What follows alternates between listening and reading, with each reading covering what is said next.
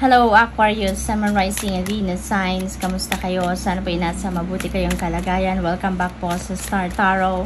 Kung bago kayo rito, welcome din kayo. Thank you sa inyong support. I truly appreciate it. God bless you all. Aquarius, po na mensahe po ninyo, Two of Cups. Ayan, so sa Two of Cups, this is really beautiful energy kasi this is partnership, no? So merong bagong love connection na maaring mabuo between you and another person. This could be a new friendly connection or business connection na maaring pasukin ninyo sa ngayon, Aquarius, no? So this is good. Merong bagong tao na papasok sa buhay ninyo. At napakaganda rin ang energy ng Two of Cups kasi kung sino man ang magiging kapartner ninyo dito in any way, no? Whether kaibigan yan or love life, you're going to be very supportive of each other, no? Napaka-loving, ano ninyo dito, supportive sa bawat isa. Kaya masaya ang sitwasyon na to, masaya ang relationship ninyo. Tower energy is a sudden change, no? This is a change na hindi ninyo ito plinano. Pagbabago sa buhay ninyo na hindi ninyo ito pinag-isipan. But this is the divine, intervening in your circumstances. This is the divine universe creating this pagbabago sa buhay ninyo. Kasi dadalhin kayo ng pagbabagong ito doon sa sitwasyon wherein you will be in alignment with your destiny, no? Kaya maganda rin ang pagbabago ito. Although, siguro, may gulat factor ito kaya maaaring magulat kayo, ma-overwhelm kayo at first. Pero, when you come to that point na maintindihan nyo na kung bakit nangyayari ito, then you will be grateful na nangyari ang bagay na ito. That could be a change in anything, no? In any area of life. Baka sa relationship yan, sa pamilya, trabaho, career, no? Or in any other areas of life. Moving on kayo, Aquarius, no? Sa Chariot energy, this is moving on energy. There is success dito na naghihintay sa inyo.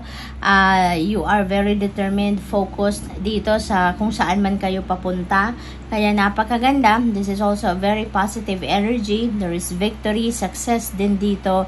At saka alam nyo, no? You know pretty much kung saan kayo papunta dito. Kaya you're very confident about this. Travel also is evident for some of you dito, Aquarius. Maybe you're going to drive, long drive, siguro to road trip, no? So mag-iingat kayo. Wheel of Fortune, napakaswerte ninyo ngayon, Aquarius, no? Mababalot kayo ng good luck and good fortune. Kaya sa lahat-lahat ng mga pangyayaring ito sa buhay ninyo, this is for your best interest. Kitang-kita ninyo dito na ang mga pangyayaring ito, whether there is gulat, whether there is unexpected na mga happenings dito, this is for your highest good. So sa Wheel of Fortune na to, there are positive changes coming your way. Kaya ang daming movement, no? Sa buhay ninyo, maraming pagbabago ang magaganap. This is good fortune and good luck on your side. Maraming pagbabago ang magaganap, maraming areas ng buhay ninyo maaring maapektuhan ng pagbabagong ito kasi parang major overhaul doon ito ng buhay ninyo, no? Ilalagay kayo ng universe doon sa isang magandang sitwasyon. Okay? So what else? We have Queen of Swords.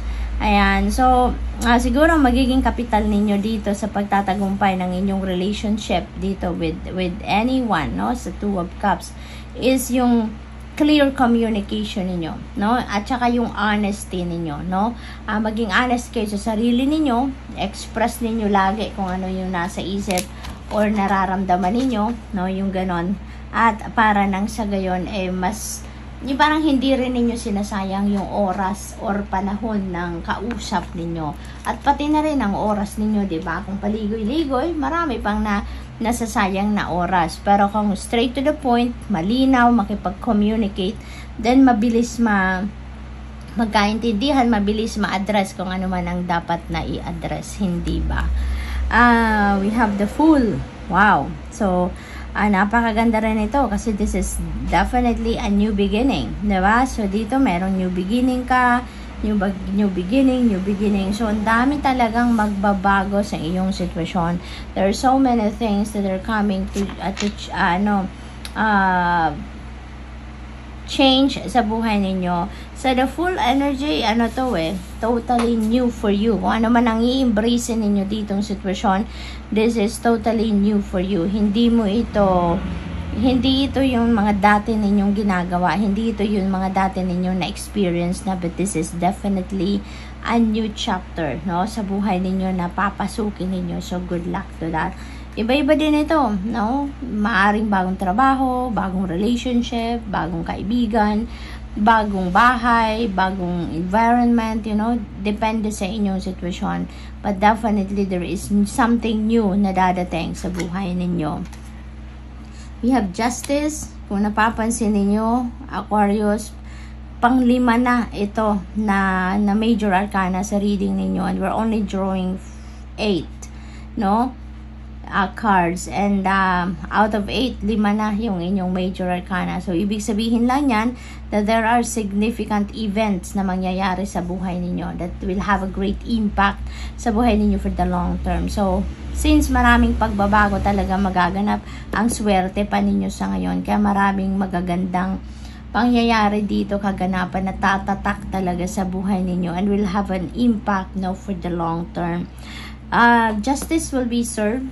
Kung ano din yung para sa'yo, kung ano din yung deserve ninyo, yan din ang ibibigay sa inyo ng universe sa ngayon. Kaya, magiging balance na, magkakaroon na ng balancing muli ang buhay ninyo sa ngayon, which is really good.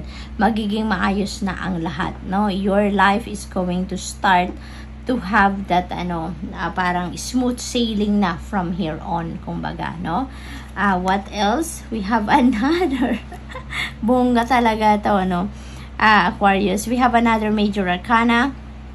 So, 6 na ang major arcana ninyo. So, talagang seryoso ang mga pangyayaring ito sa buhay ninyo at magiging maayos, maganda ang inyong mga sitwasyon.